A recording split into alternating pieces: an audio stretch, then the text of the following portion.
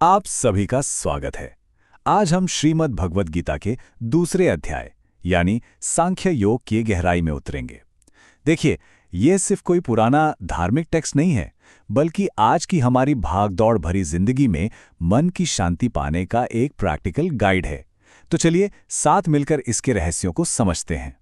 कहानी की शुरुआत ही होती है एक बहुत बड़े इनकार से। कुरुक्षेत्र का मैदान है, सेनाएं तैयार खड़ी हैं और अचानक महान योद्धा अर्जुन अपने हथियार नीचे रख देते हैं। वो कहते हैं, मैं नहीं लड़ूंगा। और बस यहीं से वो ज्ञान शुरू होता है जो आज भी हजारों साल बाद भी हमें रास्ता दिखाता है। तो आखिर ऐसा क्या हुआ? अर्जुन इस मोड़ पर पहुंचे कैसे? उनका ये जो कन्फ्यूजन है, ये जो संकट है, वो सिर्फ एक योद्धा का नहीं है, ये हम सबका संकट है। कभी ऐसा लगा है ना कि दिल कुछ और कह रहा है और दिमाग कुछ और? बस यही अर्जुन की हालत थी। जरा उस पल की कल्पना कीजिए। एक तरफ आपका कर्तव्य है, आपका धर्म है जिसे आपको निभाना है, और दूसरी तरफ आपके अपने ही लोग हैं, आपके गुरु, आपके भाई, आपके दादा। अर्जुन इसी कश्मकश में फंस गए थे। उनका मन पूरी तरह से टूट चुका था, दुविधा और दुख से भर गया था। सवाल यह है कि अर्जुन जैसा शूरवीर आखिर युद्ध से पीछे क्यों हट रहा है? उनके तर्क क्या थे? ये जानना इसलिए जरूरी है क्योंकि उनके जो कारण हैं वो बहुत ही मानवीय हैं, बहुत ही नेचुरल हैं। और देखिए, अर्जुन के तर्क कितने गहरे थे। सोचिए, आपको उन्हीं गुरुओं पर बाण चलाना है जिनसे आपने सब कुछ सीखा है। उन्हें डर था कि इस युद्ध के बाद सब कुछ तबाह हो जाएगा, परिवार बिखर जाएंगे। ये कोई कायरता नहीं थी, ये उनके दिल की गहरी पीड़ा थी। अब अर्जुन की इस हालत को देखकर श्री कृष्ण उन्हें कोई झूठी तसल्ली नहीं देते, बल्कि वो उन्हें ज्ञान का एक ऐसा प्रकाश दिखाते हैं जो सारे अंधकार को दूर कर दे। और इस ज्ञान का जो केंद्र है वो है आत्मा का सच। तो ये आत्मा है क्या? गीता कहती है कि आत्मा वो चेतना है, वो एनर्जी है जो हम सबके अंदर है। ये न कभी पैदा होती है, न कभी मरती है। ये हमेशा से है और हमेशा रहेगी। हमारा जो शरीर है वो तो बस एक गाड़ी की तरह है। यहां आत्मा और शरीर का फर्क बिल्कुल साफ हो जाता है। शरीर वो तो नश्वर है, आज है कल नहीं होगा, ये बदलता रहता है बचपन से बुढ़ापे तक। लेकिन आत्मा वो अमर है, वो कभी नहीं बदलती। कृष्ण अर्जुन को यही समझाते हैं कि तुम जिनके मरने के डर से रो रहे हो वो तो बस शरीर हैं।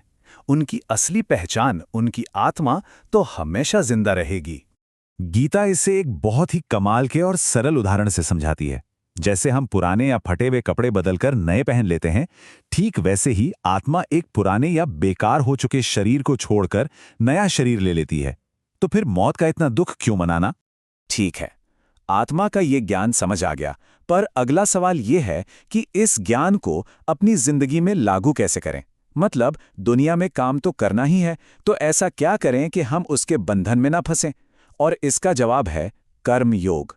कर्मयोग का रास्ता आप कह सकते हैं कि इन 3 आसान स्टेप्स में है। पहला, पहचानो कि तुम्हारा कर्तव्य क्या है, तुम्हारा धर्म क्या है। दूसरा, जो भी काम करो उसे अपनी पूरी काबिलियत से, पूरी ईमानदारी से करो। और तीसरा, जो शायद सबसे जरूरी है, कि इसके रिजल्ट से, उसके परिणाम से कोई अटैचमेंट मत रखो, क्योंकि सारे दुखों की जड़ वो एक्सपेक्टेशन ही तो है। ये श्लोक तो गीता का दिल है, उसकी आत्मा है। इसका सीधा सा मतलब है कि हमारा कंट्रोल सिर्फ हमारे काम पर है, उसके नतीजे पर नहीं। सोचिए, एक स्टूडेंट का काम है बस मेहनत से पढ़ना। अब रिजल्ट क्या आएगा वो उसके हाथ में नहीं है।